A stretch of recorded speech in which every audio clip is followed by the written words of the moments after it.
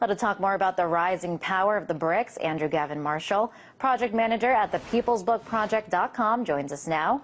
Welcome to the show, Andrew. So tell us about the significance of this summit. Well, creating alternatives, like an alternative to the World Bank, possibly the IMF, this is an important sort of stepping stone for the BRICS nations coming into their own in the international arena, and specifically the realm of global governance. Now, the question is whether or not these become alternatives or simply reforms to the system of global governance already being evolved. For example, a lot of the reforms they're talking about, new global reserve currency, these have been in the plans of Western elites and institutions for decades. Even Timothy Geithner, the U.S. Treasury Secretary in 2009, said that they're open to the idea of a global reserve currency, but that this process has to be evolutionary.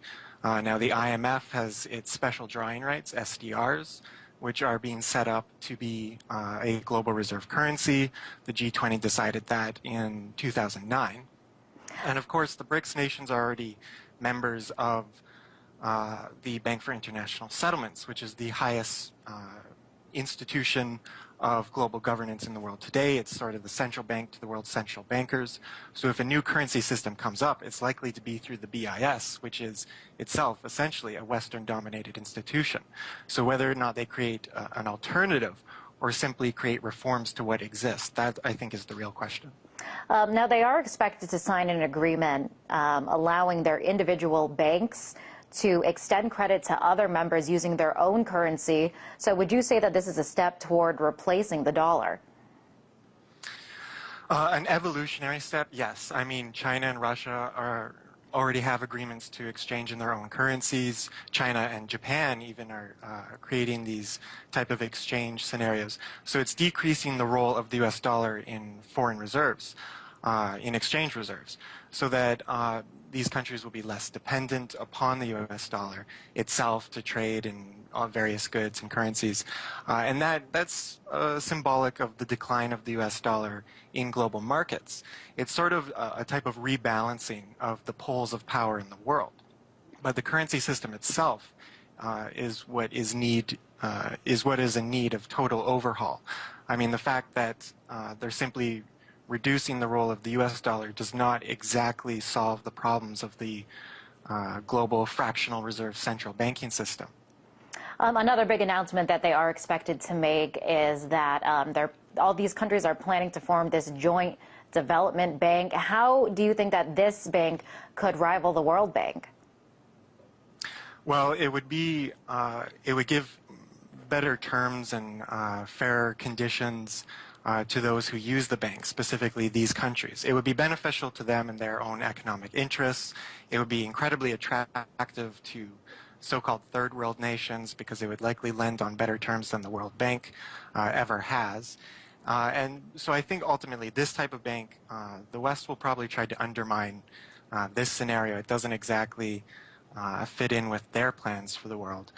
So I think you'll try and see some reforms. You'll see some attempts at reforms within institutions like the World Bank and IMF, which have already begun to a small degree, such as giving more seats to China and India on the IMF. But they'll try and bring the BRIC nations more firmly within the framework of global institutions that already exist. But creating a sort of development bank for the BRICS nations themselves, that would be a type of alternative which could potentially be very beneficial to them. Now, a criticism that this group often gets is the fact that they're so different. They're on different continents, very different economies, different governments. Critics say that BRICS, it's nothing more than an acronym, but do you think that these countries will be able to find enough common ground? Well, of course, they have enough common mutual interests. I mean, the idea that China, because it's totalitarian, and Brazil, because it's democratic, can't find common ground. Well, China and the United States are heavily interdependent and have been for several decades.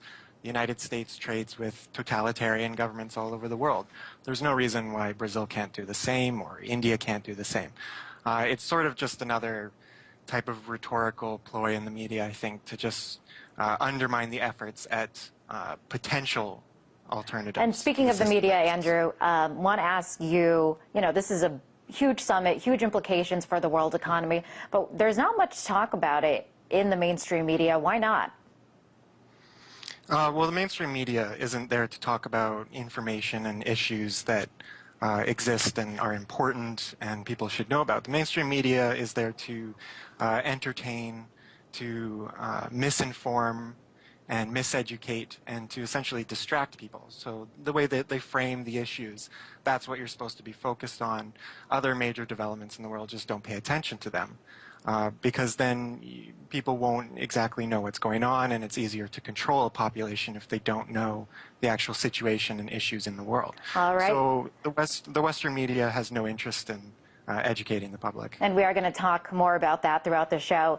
Andrew, thank you for weighing in. That was Andrew Gavin Marshall, project manager at the peoplesbookproject.com.